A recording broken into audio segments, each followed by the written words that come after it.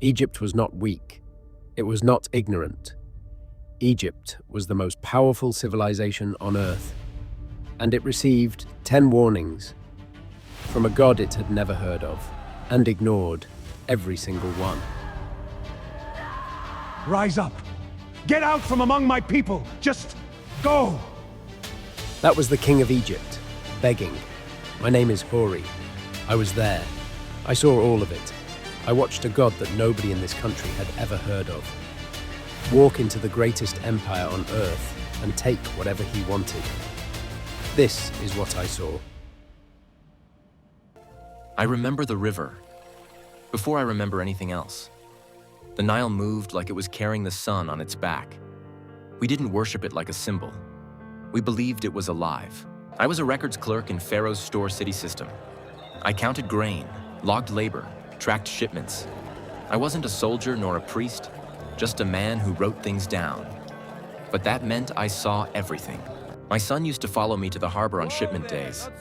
One morning he looked up at me and said, "Baba, does the whole world bring its gifts to Egypt?" I laughed. "Yes," I told him. "It always has. It always will." Egypt at its height was the center of the world's imagination. Its temples were so vast that cathedrals built 3,000 years later would fit inside their courtyards. Traders from Mesopotamia, Nubia, the Aegean, they didn't come because they had to. They came because there was nowhere else like it. But Egypt's prosperity carried a cost most Egyptians never questioned. Beneath the temples and the grain records, there were hands, Hebrew hands. And the Egyptians made the children of Israel to serve with rigor, and they made their lives bitter with hard bondage, in mortar and in brick. Exodus 1:13-14. Most Egyptians did not think of it as cruelty. They thought of it as order. I logged their quotas, 50 units per crew, per day. Someone else decided what happened when they fell short. That's what I told myself. Someone else decided. For years, that felt true enough to sleep on. Into this world, a child was born to a Hebrew slave.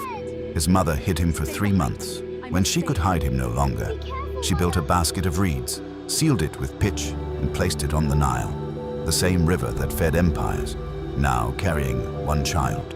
Pharaoh's daughter found him. She knew what he was, a Hebrew child, destined for death by her own father's decree. She kept him anyway.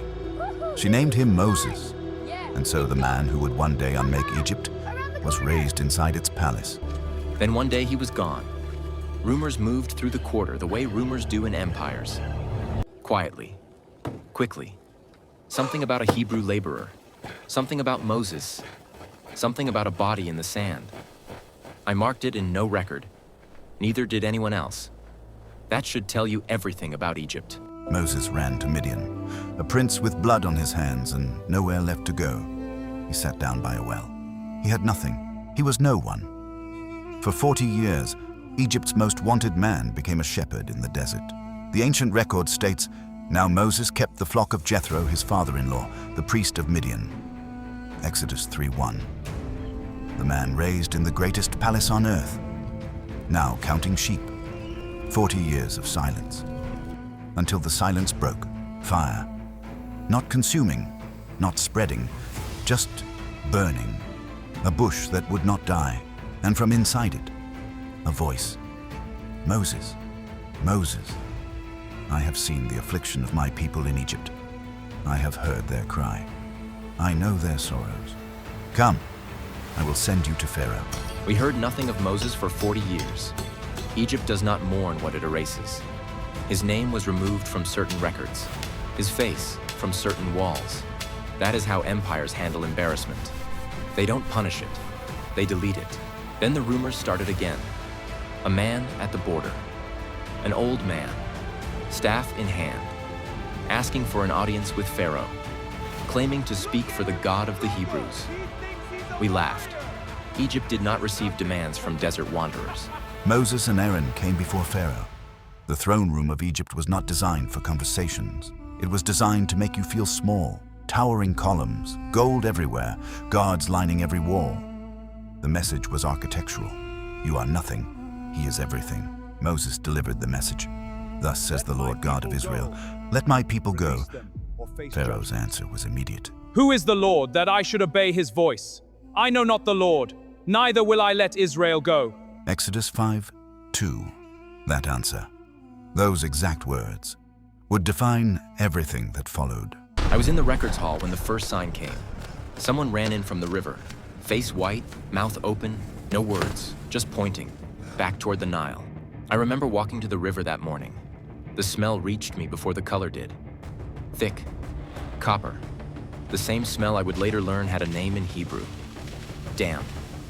Blood. The Nile was not simply Egypt's water supply, it was Egypt's god.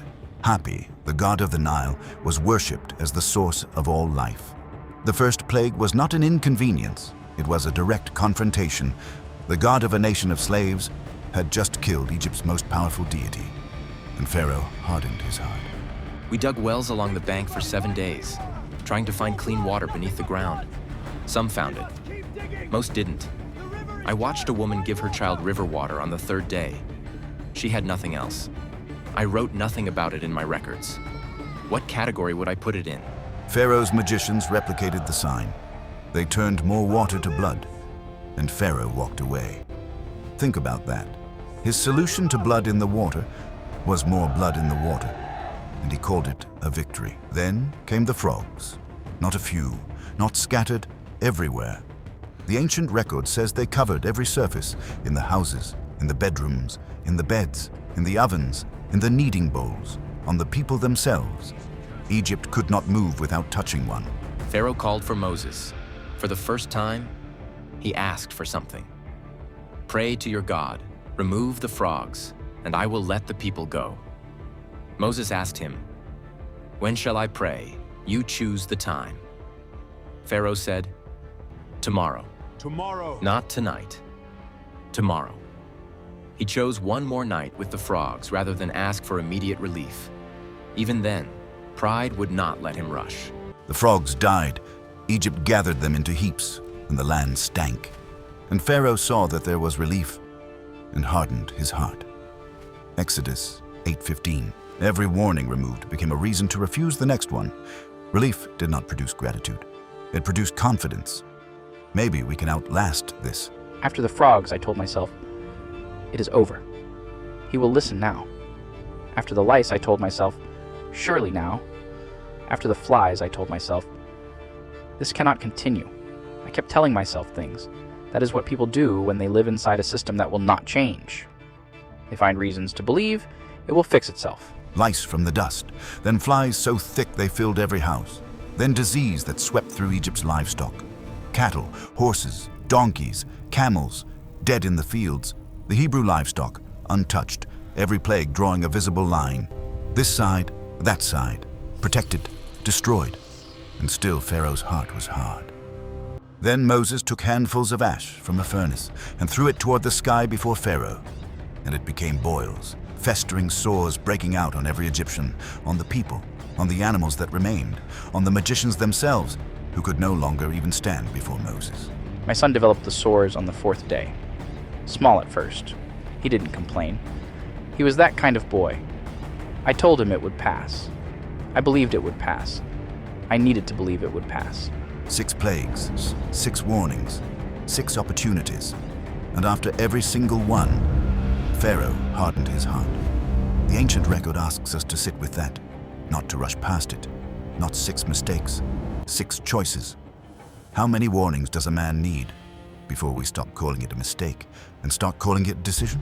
If you have stayed this long, you already know this is not an ordinary story. What is coming next you will not want to miss. Click subscribe now, like and share this testimony so that when the next record is opened, you are already in the room. Moses stretched his staff toward heaven, and the sky answered. Thunder like Egypt had never heard. Then hail, not scattered, not seasonal. A storm so violent the ancient record calls it the worst in Egypt's entire history. I had never been afraid of weather before. Egyptians understood weather. We predicted the floods. We tracked the seasons. We built our entire civilization around reading the sky. But this sky, nobody had ever read this sky before. But Moses had warned them.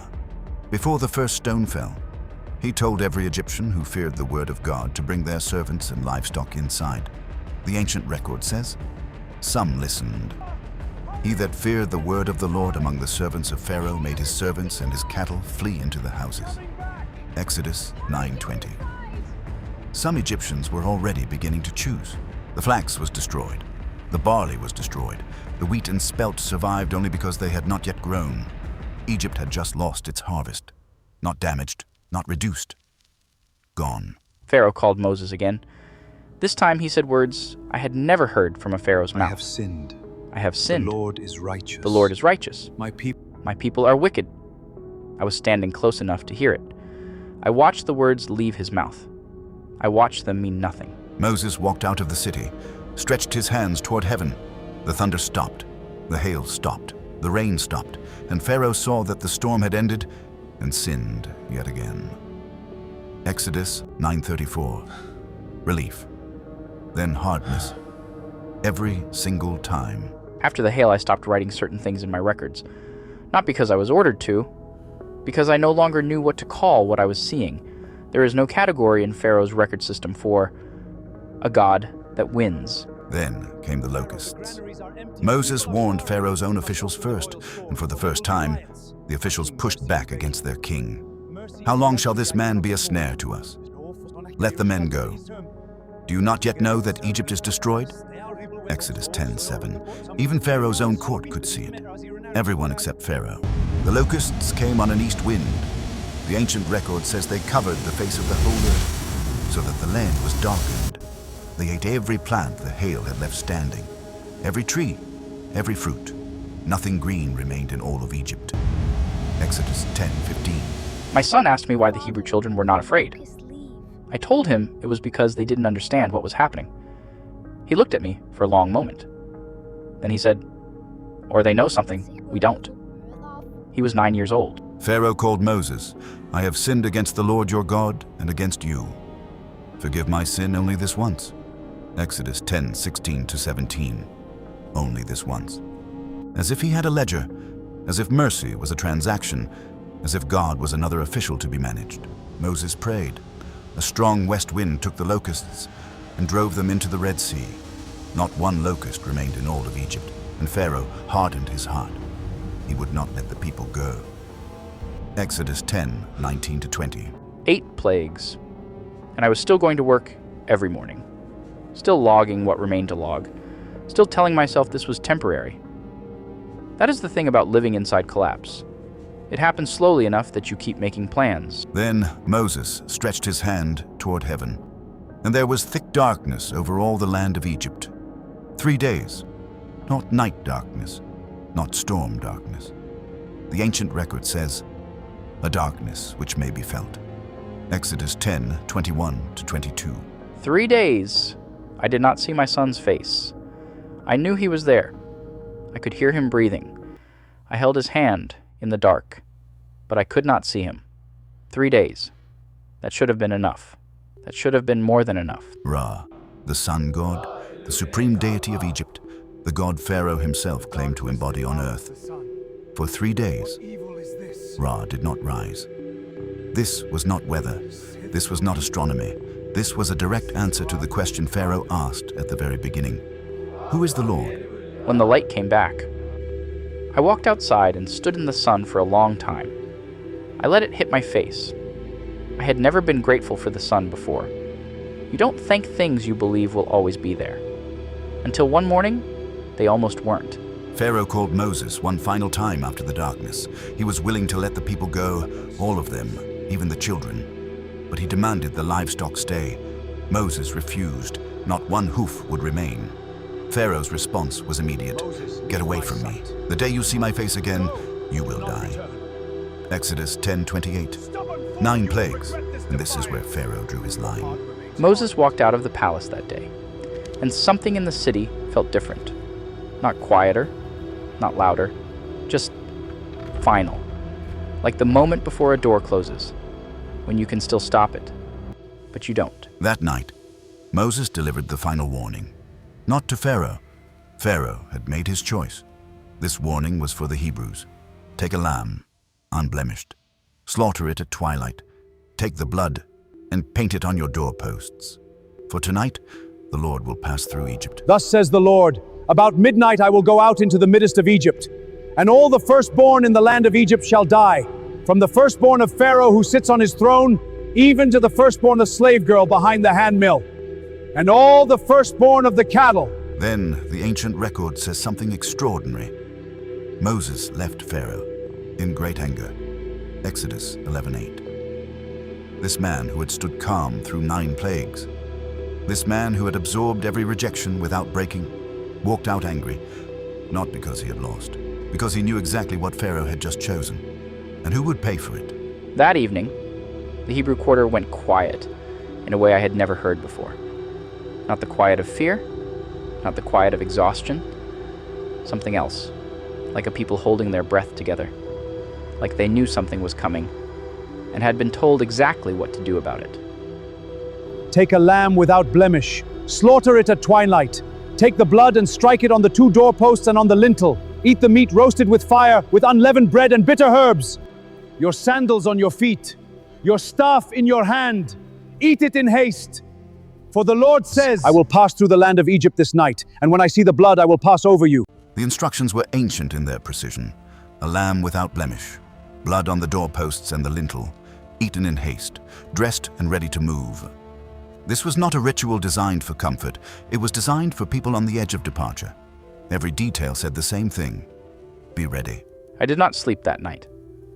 I sat with my son until he fell asleep. Then I sat in the dark and listened to the city. I don't know what I was waiting for.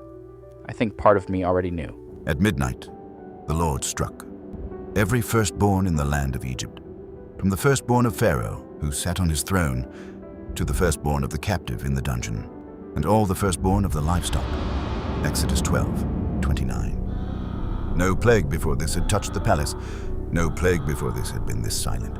And Pharaoh rose up in the night, he and all his servants, and all the Egyptians. And there was a great cry in Egypt, for there was not a house where there was not one dead.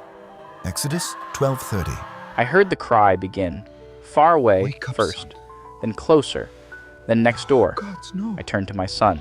He was still, too still. I said his name. He did not answer. I will not describe what came next. Some things belong only to the fathers who lived them. I will only tell you this. By the time morning came, I understood something I could not have understood before. Pharaoh's choices had a cost, and ordinary people paid it. Rise up, get out from among my people, both you and the children of Israel. Go, serve the Lord as you have said. Take your flocks, take your herds, and be gone. The Egyptians urged the people out with haste. They said, "We are all dead men." Exodus 12:33. And they gave them silver and gold and clothing. Whatever the Israelites asked for, the Egyptians gave. A nation stripped of its pride, giving away its wealth to the people it had enslaved for 430 years. Exodus 12:40-41. I watched them leave from my window. 600,000 men. And that was only the men, women, children, elderly, livestock. A nation walking out of Egypt in the dark. I had logged their labor quotas for years. Now I was watching them carry everything we had given them and walk away. And nobody stopped them. Nobody even tried. God did not lead them by the short road. The direct route to Canaan ran through Philistine territory. The ancient record tells us plainly. God said, "Lest the people change their minds when they see war, and return to Egypt." Exodus 13:17. He knew them. He led them through the wilderness instead. By day, a pillar of cloud. By night, a pillar of fire, so they could travel day or night. He never left the front of the column. 3 days after they left, everything changed again. A messenger came to the administrative quarter. Pharaoh had changed his mind. The king who had wept in a corridor had put his armor back on. Pharaoh took 600 chosen chariots, and all the chariots of Egypt, with captains over every one of them. Exodus 14:7. The grief of one night could not hold against the pride of a lifetime. He had let them go. Now he wanted them back. Israel looked up and saw the Egyptian army coming. Chariots, horsemen, all of Pharaoh's forces, and before them, the Red Sea. The ancient record says they were exceedingly afraid, and they cried out to the Lord. Then they turned on Moses. Is it because there are no graves in Egypt that you have taken us away to die in the wilderness? Exodus 14:10-11. Fear you not, stand still, and see the salvation of the Lord, which he will show to you today. For the Egyptians whom you have seen today, you shall again no more forever. The Lord will fight for you, and you shall hold your peace. Moses stretched his hand over the sea, and the Lord caused the sea to go back by a strong east wind all that night, and made the sea dry land, and the waters were divided. Exodus 14:21. A wall of water on their right, a wall of water on their left. And the children of Israel walked into the middle of the sea, on dry ground. I was not there. I heard it from a soldier who was. He said they followed them in. He said they thought the path would hold. He said when the wheels started coming off the chariots, men began saying things out loud that Egyptians never say, that the God of the Hebrews was fighting against them. Those were Egyptian soldiers saying that, men who had never feared any god in their lives. Moses stretched his hand over the sea again, and the sea returned to its full depth. The chariots, the horsemen, all the host of Pharaoh that came into the sea after them, there remained not so much as one of them. Exodus 14:27-28. And Israel saw the Egyptians dead upon the seashore, and the people feared the Lord and believed the Lord and his servant Moses. Exodus 14:31. The soldier who told me about the sea, I never saw him again after that morning. I don't know if he went back to the water to look. I don't know if he just kept walking. Some men, when they see something that breaks everything they believed, they don't come home the same way they left. Some don't come home at all. On the other side of the sea, Moses sang. The entire nation sang with him. The ancient record preserves every word. I will sing unto the Lord, for he has triumphed gloriously. The horse and his rider he has thrown into the sea. 430 years of silence finally had a voice. Miriam the prophetess, the sister of Aaron, took a tambourine in her hand, and all the women went out after her, with tambourines and with dancing. And Miriam answered them, Sing to the Lord, for he has triumphed gloriously. The horse and his rider he has thrown into the sea. Exodus 15:20-21. Heard no singing on our side. The city that morning was the quietest I had ever known it. No market noise, no harbor sounds, no administrative bells, just people inside their houses, sitting with what had happened. Egypt had always been loud with its own importance. That morning, it had nothing left to say. I went to work that morning. I don't know why. Habit, maybe. Or maybe I needed to see if the records hall was still there, if the papyrus was still there, if the system I had given my life to still existed. It did. But half the desks were empty, and nobody spoke above a whisper. I sat at my desk for a long time that morning. My son's name was Amenhotep. It means, Amun is satisfied. I named him after a god that could not protect him, from a god it had never heard of. Egypt did not collapse overnight. Empires rarely do. The temples were still standing. The Nile still flooded on schedule. The grain still grew. But something had shifted at the foundation. A civilization built on the belief that Pharaoh was a god had just watched its god lose. Publicly, completely, irreversibly. The ancient record closes Moses' story with words that have stood for 3,000 years. There has not arisen a prophet since in Israel like Moses, whom the Lord knew face to face. In all the signs and wonders which the Lord sent him to do in the land of Egypt, to Pharaoh and to all his servants, to all his land. And in all the mighty power and all the great deeds of terror that Moses did in the sight of all Israel. Deuteronomy 34:10-12. I never saw Moses again. Nobody in Egypt did. He walked out of this country with 2 million people, and the sea closed behind him. Like a door, like a chapter, like a verdict. I have thought about Pharaoh many times since then. Not with anger, not even with blame. He was not a stupid man. He was not a cruel man, not in the way people say. He was a man who had been told his whole life that he was above consequence, and he believed it.